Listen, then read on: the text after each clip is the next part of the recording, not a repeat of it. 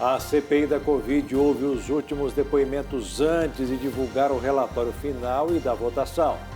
O ministro da Cidadania, João Roma, diz que o valor do novo benefício do governo será de R$ 300. São Paulo abriu hoje as escolas para a volta presencial obrigatória de 100% dos alunos. Instituto Butantan recebe autorização para iniciar os testes finais com o soro anti-Covid. Ex-secretário de Estado americano Colin Powell morre aos 84 anos por complicações da Covid-19. Economia da China desacelera e surpreende os analistas do mundo inteiro. Começa no litoral paulista a primeira Copa de Futebol Society da Igreja Internacional da Graça de Deus. E o primeiro Museu da Selfie, inspirado em uma experiência dos Estados Unidos, passa a funcionar em São Paulo. Agora no Jornal das 22.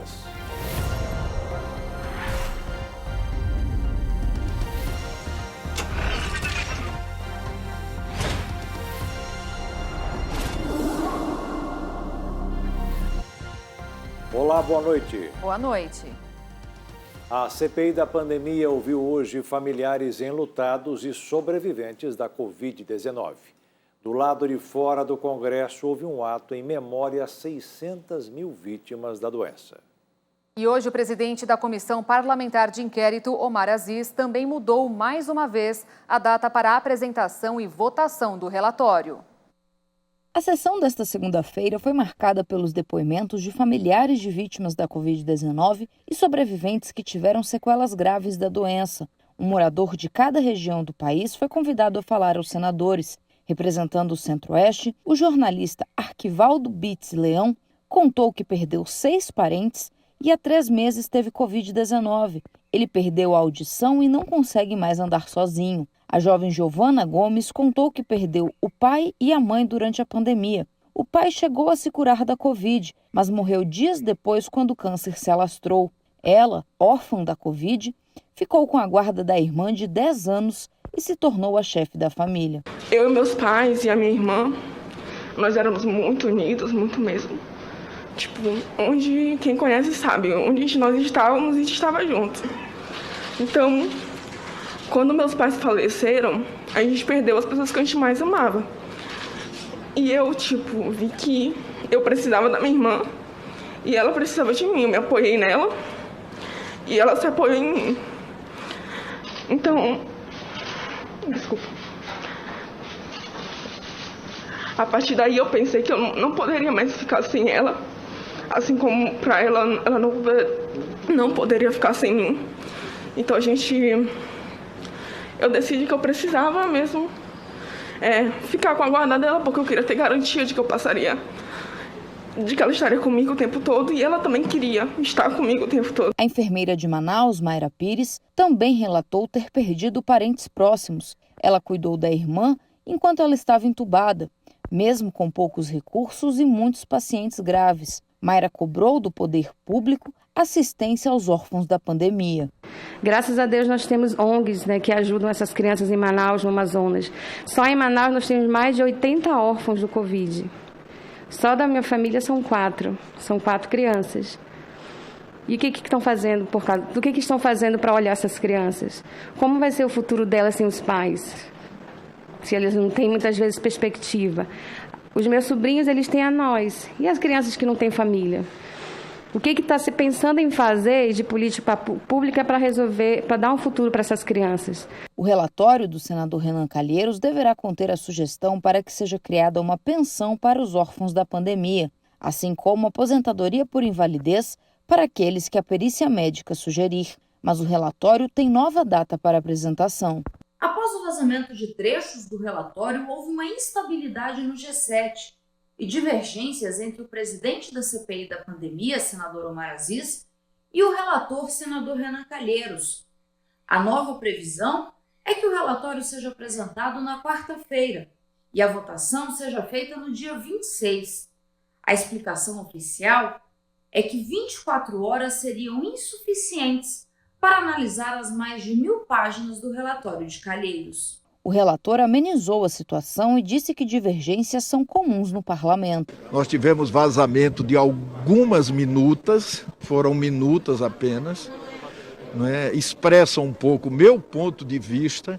Eu os defenderei a partir das provas colhidas e dos depoimentos, mas a disposição de todas as partes é com relação à construção de uma convergência. O relatório ainda está para ser concluído, passando por ajustes e acertos.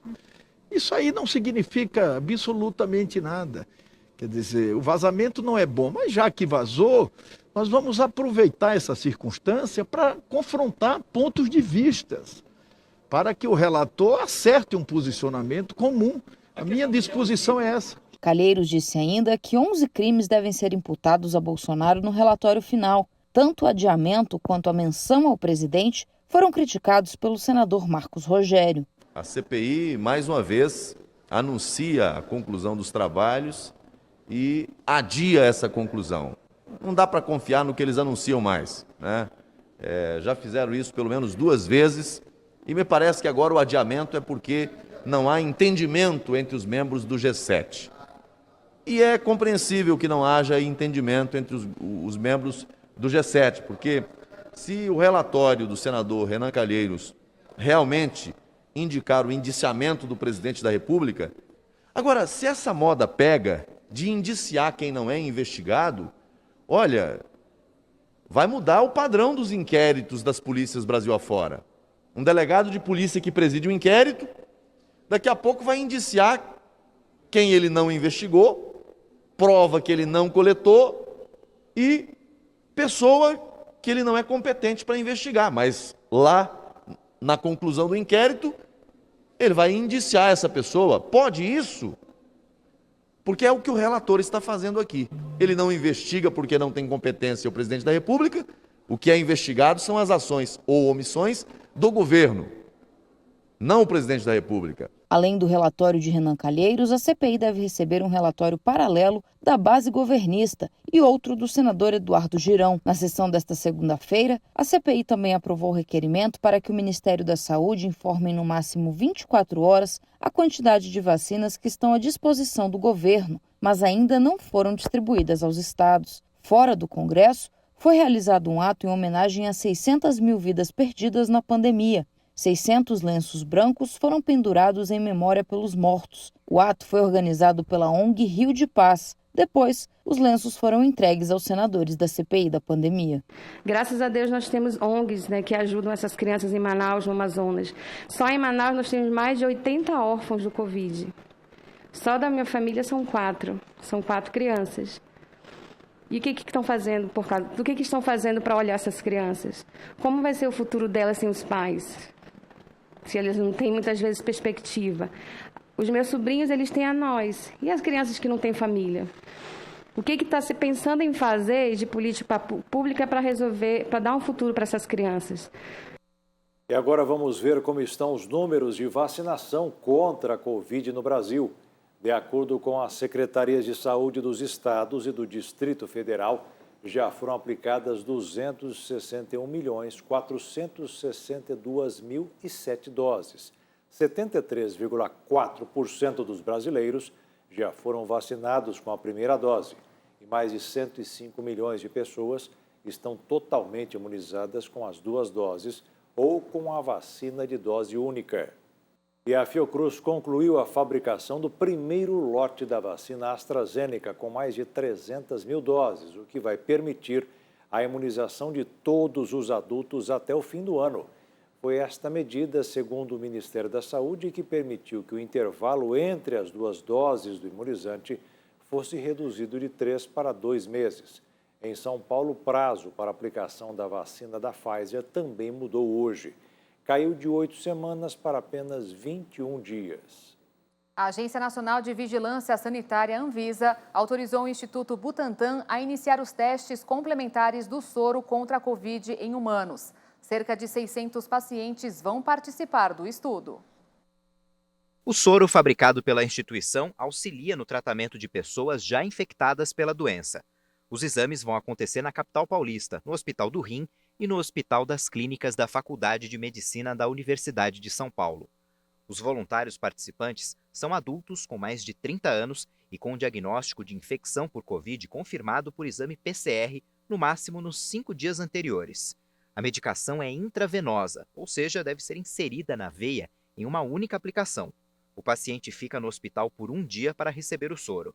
Os ensaios vão ser feitos em 2 fases. Na fase 1, o estudo vai envolver 30 pessoas transplantadas de rim, pacientes do Hospital do Rim, e 30 pacientes oncológicos do Hospital das Clínicas. Na fase 2 vão participar 558 pessoas, entre transplantados de órgãos sólidos e pacientes oncológicos, todos fazendo terapia imunossupressora. Segundo o Butantan, o foco do soro anti-Covid é o numeroso público de imunossuprimidos, que tem dificuldades na sua imunização e, em muitos casos, não podem tomar vacina.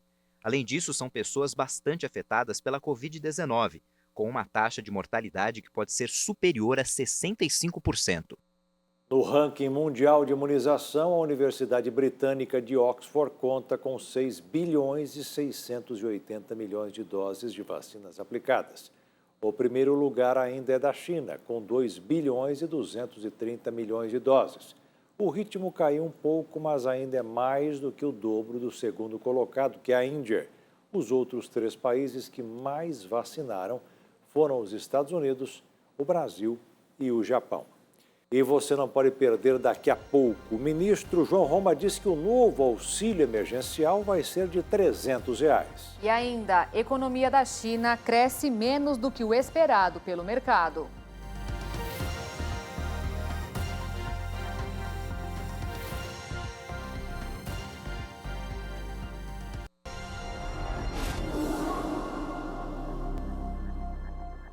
O ministro João Roma confirmou que o Auxílio Brasil deverá ser de R$ 300 e vai atender até 17 milhões de pessoas.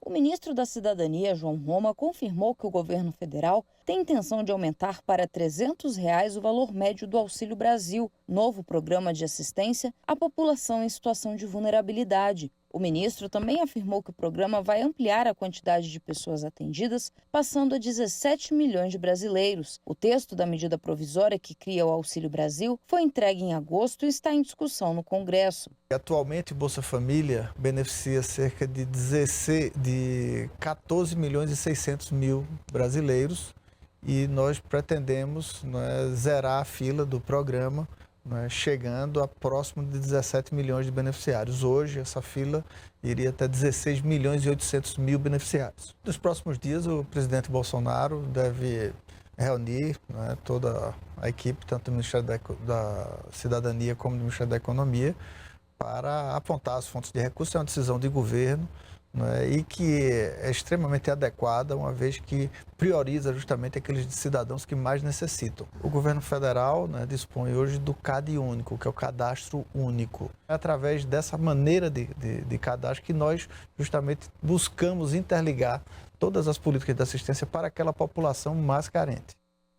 E começou hoje o pagamento da 7ª e última parcela do auxílio emergencial. O benefício foi liberado para quem tem o cartão com final 1 do Bolsa Família. A Caixa Econômica também liberou dinheiro para os beneficiários do programa do governo Bolsonaro, que nasceram em outubro.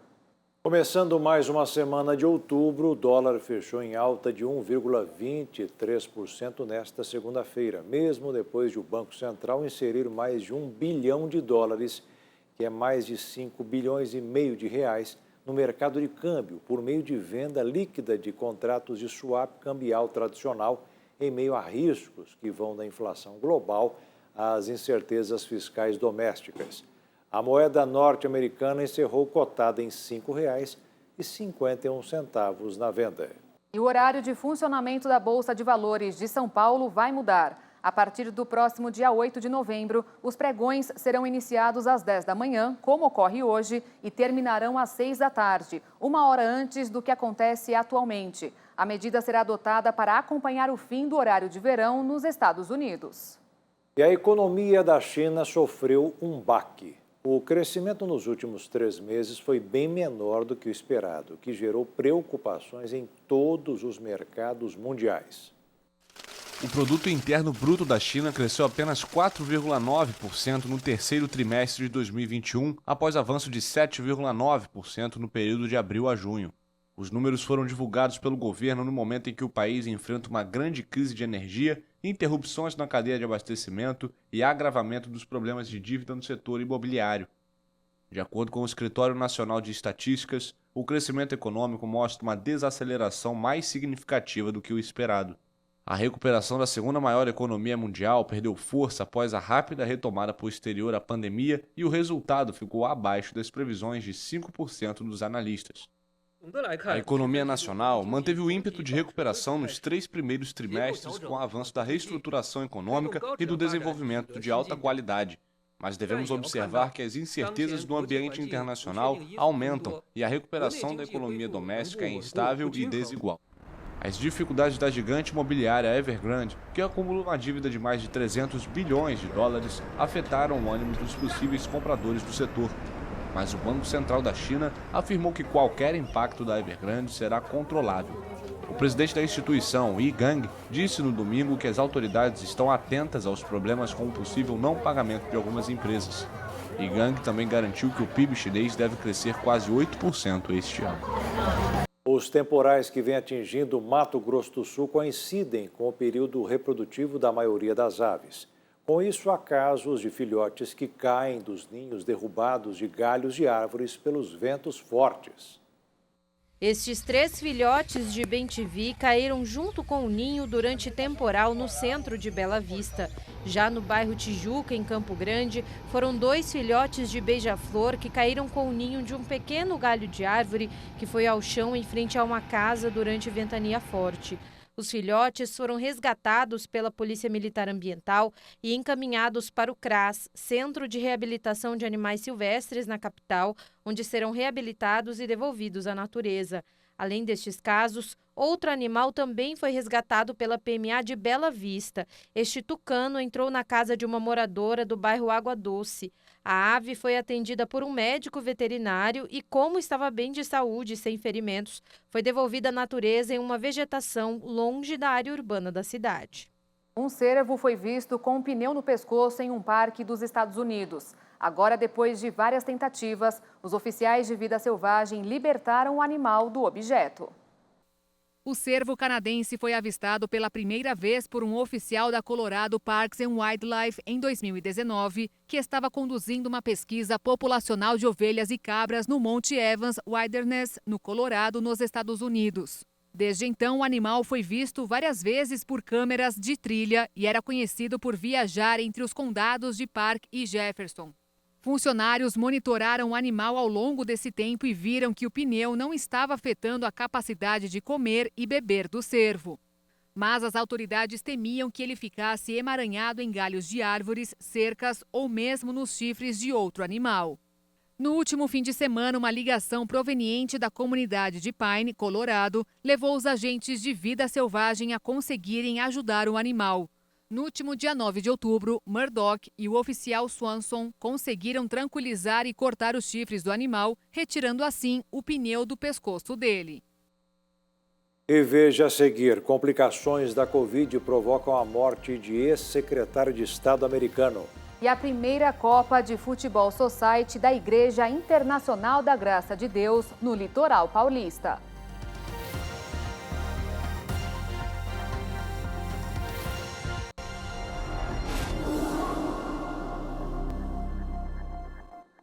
183 mortes por Covid-19 foram registradas nas últimas 24 horas e pouco mais de 7.400 novos casos, segundo o Ministério da Saúde. Mais de 20.813.000 pessoas já se recuperaram da doença. Confira os números da pandemia no mundo e dos 5 países mais afetados por contaminação. Já são mais de 241 milhões e 77 mil casos contabilizados e mais de 4.904.000 óbitos registrados ao redor do mundo. Os Estados Unidos são os mais afetados pela pandemia e já passaram dos 45 milhões e 41 mil diagnósticos e tem um total de 726.097 vítimas fatais. A Índia quebrou a barreira dos 34 milhões e 81 mil contaminações. O Brasil ultrapassou os 21 milhões e 651 mil testes positivos e registra 603.465 mortes. O Reino Unido está próximo dos 8 milhões e 537 mil casos. E a Rússia soma mais de 7 milhões 904 mil pessoas que foram contaminadas. Morreu nos Estados Unidos o primeiro negro que ocupou a Secretaria de Estado americana. Colin Powell foi um poderoso general com várias medalhas do Exército. Colin Powell, ex-secretário de Estado americano durante a administração do republicano George W. Bush, não resistiu à Covid-19 e, mesmo vacinado, morreu nesta segunda-feira. A informação foi confirmada pela família do primeiro afro-americano a liderar a política externa do país. Powell tinha 84 anos e foi chefe do Estado-Maior Conjunto durante a Guerra do Golfo. Ele também é considerado um dos arquitetos da invasão do Iraque. O ex-secretário de Estado morreu no Hospital Walter Reed, na região de Washington, onde os presidentes dos Estados Unidos geralmente recebem atendimento. Defensor da guerra no Iraque, Powell fez um longo discurso em 5 de fevereiro de 2003 no Conselho de Segurança da ONU sobre as armas de destruição em massa que o regime de Bagdá supostamente possuía. Os argumentos dele foram a base para justificar a invasão do país algumas semanas depois. Anos mais tarde, Powell admitiu que o caso era uma mancha em sua reputação. Nascido em 5 de abril de 1937 no Harlem, ele cresceu em Nova York e se formou em geologia. Powell ainda participou do corpo de treinamento de oficiais da reserva na faculdade e, ao se formar em junho de 1958, recebeu a patente de segundo tenente do Exército dos Estados Unidos, sendo enviado para a então Alemanha Ocidental. Powell cumpriu 2 missões no Vietnã, de 1962 a 63 como um dos milhares de conselheiros militares de John F. Kennedy, e novamente entre 1968 e 69 para investigar o massacre de My Lai. Há pouco mais de um mês para a final da Libertadores entre Flamengo e Palmeiras. Uma notícia irritou os torcedores de ambos os clubes. Flamengo e Palmeiras iniciaram a preparação para a final do principal campeonato continental das Américas. A partida do dia 27 de novembro, no Estádio Centenário, em Montevidéu, no Uruguai, pode ser a revanche da equipe paulista, já que no início do ano, o Flamengo bateu o Palmeiras na Supercopa do Brasil. Mas acompanhar a final no estádio tornou-se uma dúvida na cabeça dos torcedores de ambos os lados. Isso porque a Conmebol revelou o interesse de colocar o preço dos ingressos a $250, cerca de R$ 1.300. Uma reunião com os finalistas da Libertadores e a Conmebol ocorrerá para tratar sobre a logística e a distribuição dos bilhetes. As diretorias das equipes devem questionar esse valor durante o encontro. A ideia dos clubes brasileiros é fixar o preço entre $100 e $150, o que continuaria caro. Na pior das hipóteses, o ticket custará cerca de R$ 800. A entidade máxima do futebol sul-americano pretende confirmar nas próximas 2 semanas os valores e a data de início de venda. Para a final, a Conmebol já tem a garantia de 50% da capacidade do estádio, mas espera que o governo uruguaio libere 100% das cadeiras para o confronto entre os 2 últimos campeões da América. A primeira Copa Graça de Futebol Society está sendo realizada em Santos, no litoral paulista. O torneio reúne 21 equipes que representam a Igreja Internacional da Graça de Deus na Baixada Santista. Ao todo são 300 jogadores, entre obreiros, pastores e membros. O juiz apita e a bola começa a rolar. É a primeira Copa Graça, torneio de futebol society da Igreja Internacional da Graça de Deus. São 21 times e 300 jogadores.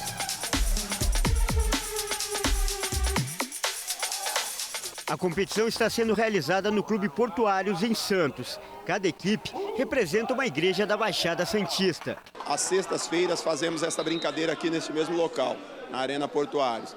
E aí, comentando com o deputado Davi Soares, que é um apoiador do esporte, ele deu a ideia da gente criar esse campeonato e aí iniciamos no dia 18 de setembro a primeira Copa Graça. A igreja realmente se uniu nessa questão, né?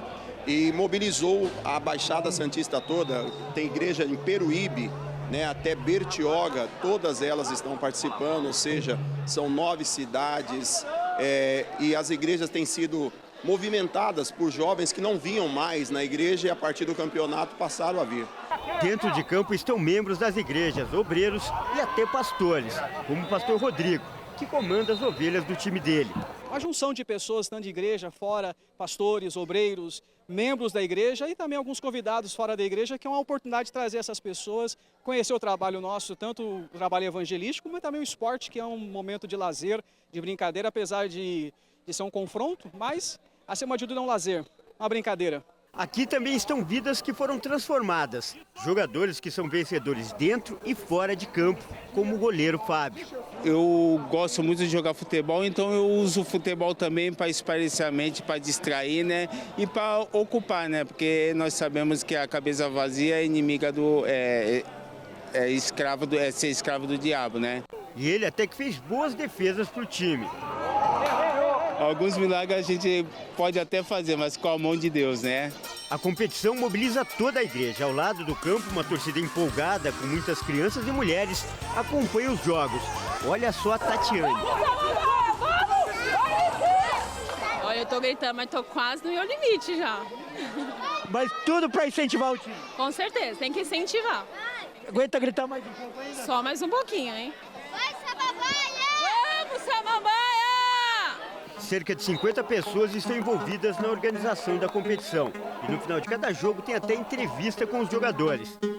E essa entrevista que a gente acabou de ver sendo gravada vai para um aplicativo, onde estão todas as informações do campeonato, como tabelas, artilheiros e gols, além de imagens.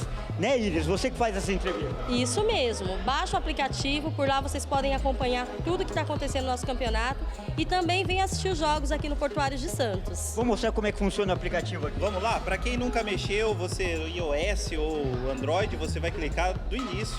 Aqui tem não só o nosso torneio, mas vários torneios. O nosso, no caso, é o Copa Graça, já está personalizado. Olha só, vamos ver os grupos aqui. Os grupos, quem está passando. Tudo ao vivo, tudo online. Em tempo real. Também as mídias a gente coloca aqui e dá para ver lances da partida, quem fez falta, quem tomou cartão amarelo. É super explicativo. A grande final está marcada para o dia 27 de novembro. Os 2 melhores times vão disputar o título aqui mesmo.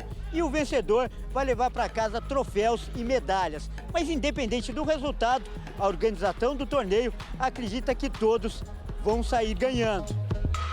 Isso porque o principal objetivo não é vencer ou perder, mas usar o futebol para levar a palavra de Deus para mais pessoas, principalmente aquelas que não frequentam as igrejas.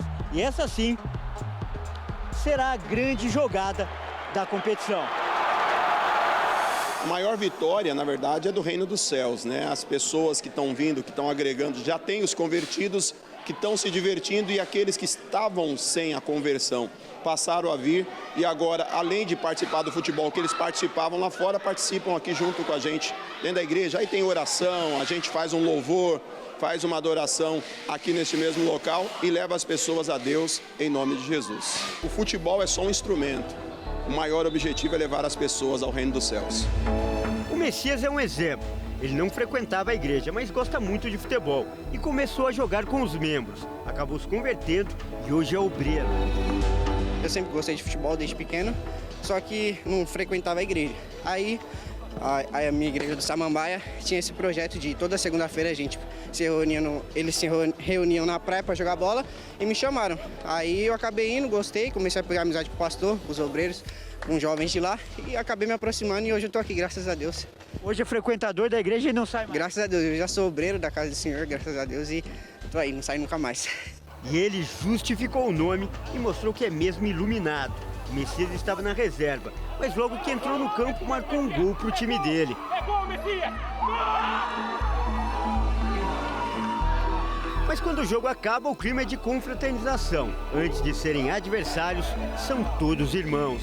E todos vencedores. Afinal, quem está no time de Jesus Cristo sempre sai ganhando.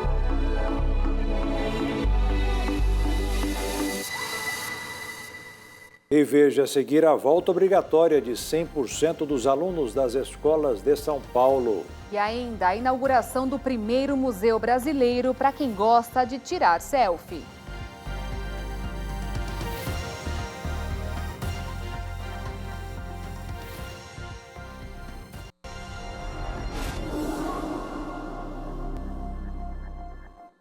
No estado de São Paulo, hoje foi o primeiro dia de aulas presenciais obrigatórias com 100% dos alunos. Na prática, apenas 24% das escolas estaduais estão prontas para receber todos os estudantes sem esquema de rodízio. Muitas instituições de ensino não têm estrutura física para acomodar todos os estudantes, respeitando a distância de 1 metro entre eles. Com isso, o rodízio de alunos deve ser mantido até o dia 3 de novembro, quando deve terminar o distanciamento mínimo obrigatório. Apenas 1.251 das 5.130 escolas estaduais já conseguem receber todos os alunos. O número representa 24% do total das instituições de ensino. A exigência também vale para as escolas privadas, mas elas ainda vão ter prazos definidos pelo Conselho de Educação para se adaptarem. Já no caso da rede municipal, as cidades que têm conselhos de educação próprios seguem com autonomia para mudar a orientação. Só vão poder seguir com o ensino remoto as estudantes que forem gestantes ou que deram à luz recentemente, que tiverem comorbidades com idade a partir de 12 anos e que não tenham completado o ciclo vacinal contra a Covid, e os alunos menores de 12 anos que pertencem a grupos de risco para a doença. As regras para o ensino superior devem ser definidas pelo Conselho Nacional de Educação. Já no caso das creches, o retorno às atividades presenciais deve ser definido pelas prefeituras. E desde o pico da pandemia, o número de internações por Covid-19 na cidade de São Paulo caiu 90%. E no Rio de Janeiro, os estabelecimentos em locais fechados, como shoppings, galerias e cinemas, foram autorizados a partir de hoje a permitir a entrada sem restrição ao número de pessoas. Antes era preciso respeitar o limite de 70% da capacidade. Também não é mais preciso respeitar o distanciamento, mas o uso de máscara continua obrigatório. São Paulo tem agora o primeiro museu de selfie do Brasil. Inspirado em uma ideia norte-americana, a proposta é agradar quem é fã de uma boa foto. O novo espaço conta com 27 cenários instagramáveis que serão atualizados a cada 6 meses. A busca pelo melhor ângulo e cenário para tirar a selfie perfeita. Há alguns anos, a moda do autorretrato se espalhou pelo mundo. E em 2015, uma pesquisa mostrou que a mania também pegou aqui no Brasil. Na época, 90% dos entrevistados afirmaram tirar fotos de si mesmos. Dessa popularidade, surge a ideia de unir diversos cenários em um só lugar, o Museu da Selfie.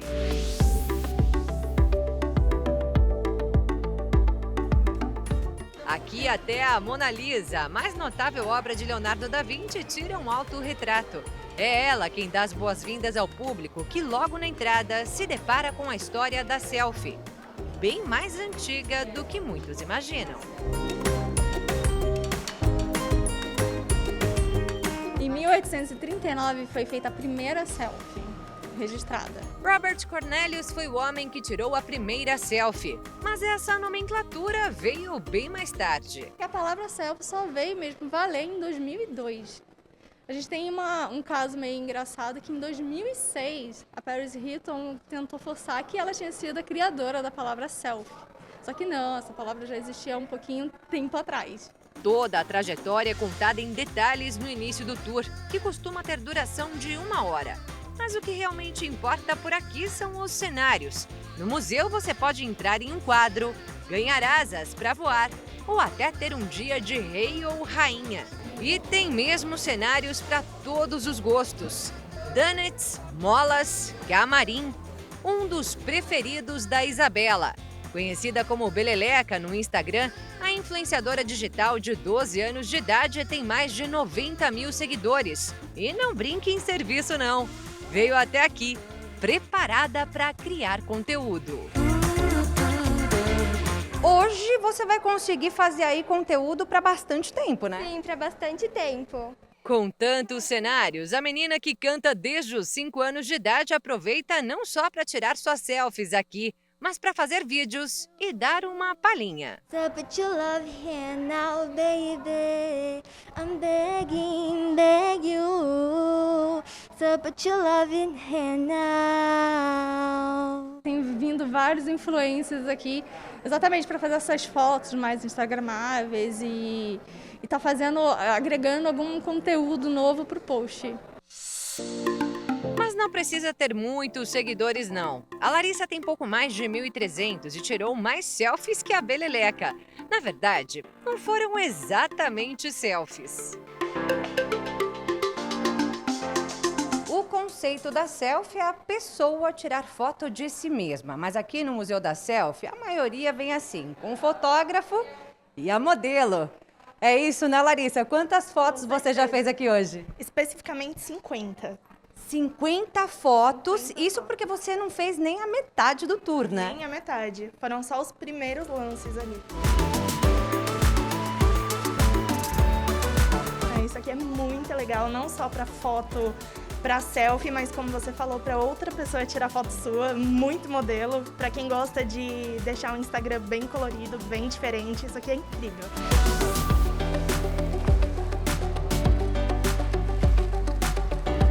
Apesar da ideia importada, a diretora do museu diz que os cenários foram inspirados em tudo que o brasileiro mais gosta. E tem até homenagem à cidade de São Paulo. Então aqui você pode encontrar, todo mundo vai encontrar o seu lugarzinho. Zona Sul, Zona Oeste, Zona Leste. Então ele foi feito com bastante carinho aqui para a cidade de São Paulo. Um banho relaxante, o espaço dos emojis. São esses cenários compostos por bolas que mais chamam a atenção dos visitantes. Mas tem um que é campeão, a piscina de bolinhas, que faz todo mundo voltar à infância. Com toda certeza, eu me sinto uma criança de 5 anos pulando na piscina de bolinha. Isso aqui é melhor que uma piscina de água. E aí, ficou com vontade? O Museu da Selfie está localizado no Shopping West Plaza, Zona Oeste de São Paulo, e abre todos os dias. O valor da entrada gira em torno de R$ 50 a inteira, mas tem desconto para quem trouxer 1 quilo de alimento. E claro, todos os protocolos sanitários são seguidos aqui. Durante todo o percurso aqui, a pessoa precisa estar de máscara, porém, dentro do box, ela pode estar tirando a máscara para fazer a selfie.